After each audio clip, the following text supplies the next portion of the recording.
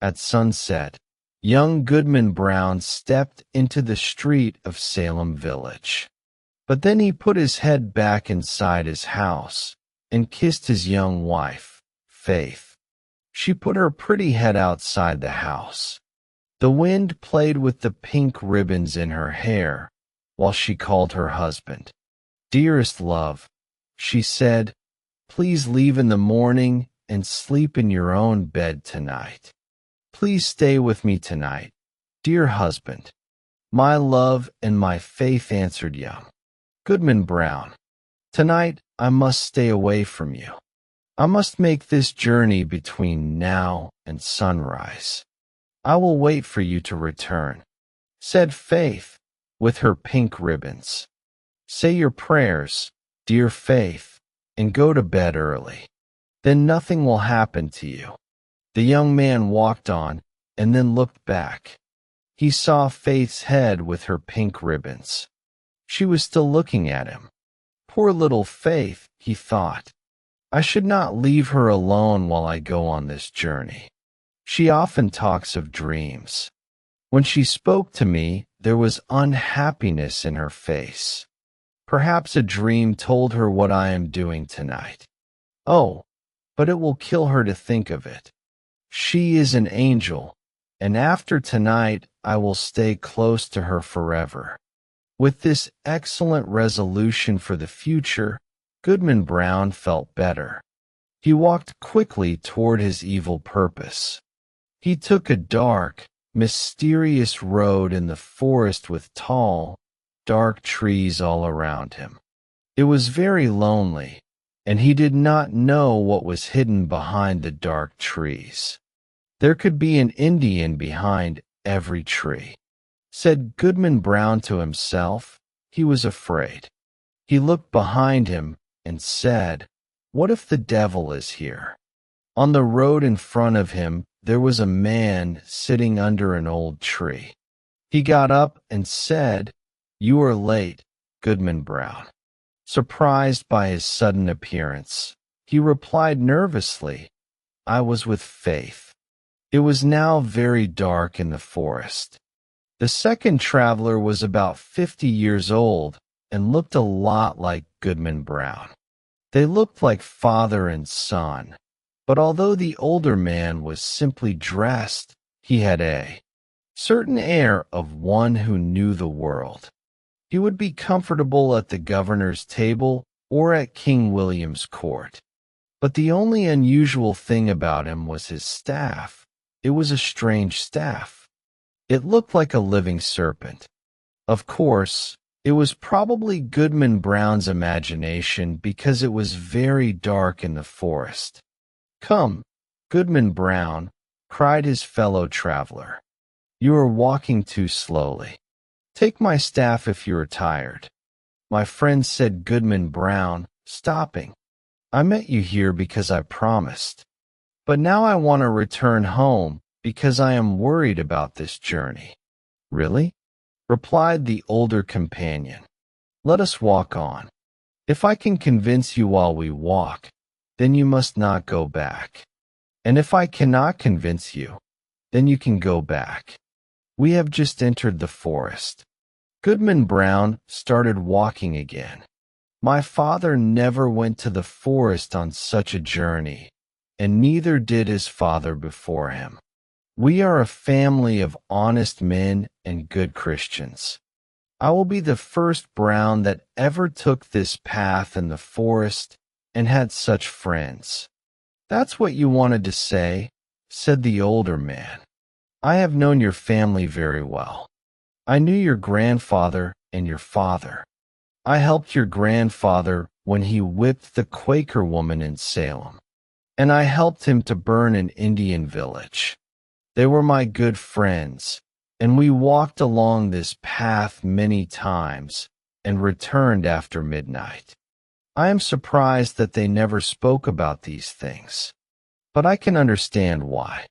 We are a people of prayer and work, and we do not tolerate evil. Evil or not," said the traveler with the staff, "I know many important people here in New England. Religious men, government officials, and the governor himself. Really? Cried Goodman Brown. I don't know the governor or government officials, but if I continue this journey, how can I meet the eye of that good old man, our minister at Salem Village? His voice will make me tremble. While now, the older traveler had listened seriously, but he suddenly started laughing loudly. He laughed violently, and his serpent-like staff seemed to move. Ha ha ha ha ha ha! He shouted again and again. Then he said, Well, go on, Goodman Brown. Go on, but please don't kill me with laughing. To end the discussion, said Goodman Brown angrily, there is my wife, Faith. It will break her dear little heart. If that is the case, answered the other, then go home, Goodman Brown. I don't want anything bad to happen to Faith. On the path in front of them, they saw an old lady who had taught Goodman Brown catechism when he was a child. She was still his spiritual teacher, together with the minister and Deacon Gukin. How strange that Goody Chloe's is in the forest tonight, said Goodman Brown. With your permission, my friend, I will take another path through the woods and leave this Christian woman behind. I don't want to meet her. She may ask me where I am going. Very well, said the older traveler. You go on through the woods, and I will walk on the path. The young man turned into the woods, but watched his companion who walked along the path. The old lady was walking along quickly for a woman of her age. The traveler touched her neck with his staff. A devil, screamed the old lady.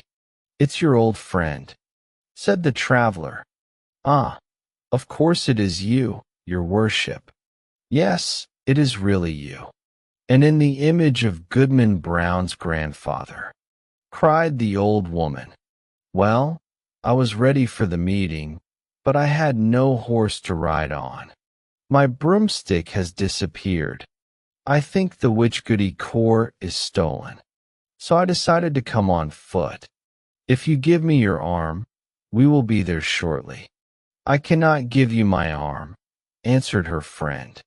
But here is my staff. He threw it on the ground, and Goodman Brown thought that the staff took the form of a serpent, but he wasn't sure.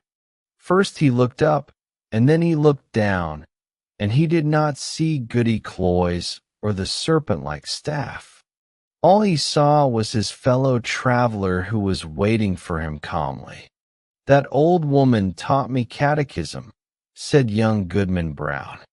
And there was a world of meaning in that simple comment. They continued walking in the forest and talking. The older traveler broke the branch of a tree and used it as a walking staff. Suddenly Goodman Brown sat down under a tree and refused to continue. My friend, he said, I have decided that that horrible old woman can go to the devil if she wants. I always thought she wanted to go to heaven. That is not a reason to leave my dear Faith and follow her. The older traveler said calmly, Sit here and rest. When you want to continue, here is my staff to help you. He threw his companion the staff and disappeared into the dark forest. Goodman Brown sat there for a few moments. He was proud of himself because he had a clean conscience, and he could look Deacon Gukin straight in the eye. And that night he could sleep in Faith's arms instead of spending the night in the forest. As he was thinking these pleasant thoughts, he heard the sound of horses along the path. He decided to hide in the forest. Goodman Brown did not recognize the men on the horses because it was too dark. However, he thought he heard the voices of the minister and Deacon Gukin. The voice that sounded like the deacon said, I can't miss tonight's meeting.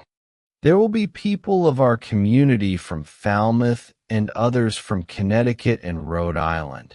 And there will be Indian men of magic who know a lot about devilry. There will also be a lovely young woman who will join our group."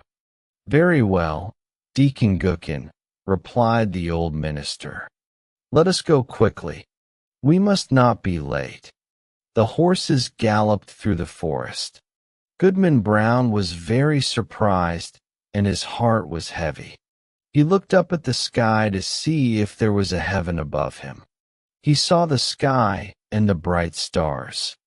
"With heaven above and faith below, I will resist to the devil," cried Goodman Brown. While he looked up at the sky and prayed, he saw a black cloud directly above him. From the black cloud, he heard the sound of confused voices. They sounded like the voices of his own townspeople. Then he heard the sad voice of a young woman. "Faith!" shouted Goodman Brown, who was very worried, and the forest echoed, "Faith! Faith! Faith!" The cries of anger and terror filled the night. Then there were sounds of other voices, terrible screams and laughter. The black cloud passed over his head, and something fell down slowly. It was a pink ribbon. "My faith is gone," he cried. "Oh, there is no good in this world. This world belongs to the devil." Young Goodman Brown was desperate. He took his staff and started walking very quickly. The road became darker and more frightening. There were strange, terrible sounds everywhere. "Ha ha ha ha!" cried Goodman Brown when the wind laughed at him. "You can't frighten me. Come witch, come wizard, come the devil himself. Here comes Goodman Brown. He's not afraid of you." In all the mysterious forest, the figure of Goodman Brown was the most frightening. He went forward courageously as he listened to a strange chorus of human voices. Then suddenly he reached an opening in the forest. The opening looked like an altar. It was surrounded by burning trees that looked like candles. The red light of the fire was everywhere. "What a strange group," said Goodman Brown. In this group, there were ministers, church members of Salem Village, pious ladies, important men of the government, and young girls. Good old Deacon Gookin was there too. However, among these good people there were also thieves, criminals, and bad people. They were all together. But where is faith? Thought Goodman Brown nervously. He heard a hymn. It was a slow, sad hymn about dark sins and evil. The chorus sang, and a loud organ played. Goodman was singing to the devil. It was an image of horror. Then suddenly a voice cried, "Bring in the converts." When he heard this, Goodman Brown approached the group, and he felt evil. He thought he was his dead father calling him. Then he saw a sad woman who put out her hand to warn him. Was she his mother? Then the old minister and Deacon Gookin took his arm and brought him forward. A thin woman with a veil on her face walked between Goody Cloyes, the pious catechism teacher, and Martha Carrier, an evil woman. Martha Carrier wanted to become the queen of hell. The converts stood there surrounded by the fire. "Welcome, my children," said the dark figure. "You have now found your true nature and your destiny. My children, look behind you." They turned around and saw the fire. There was a strange smile on every dark face. "All the people you knew and respected are here. You thought they were better than you, but they are all here worshiping me," said the dark figure. "Tonight you will know all their darkest secrets. You will know that respected men of the church have said evil words to young girls, that pious women have poisoned their husbands, and that young men have killed their fathers to get their money. You will understand the mystery of sin and evil. And now, my children, look at each other. They all looked at each other. Suddenly Goodman Brown saw Faith, and she saw her husband. Remember, evil is the nature of all people.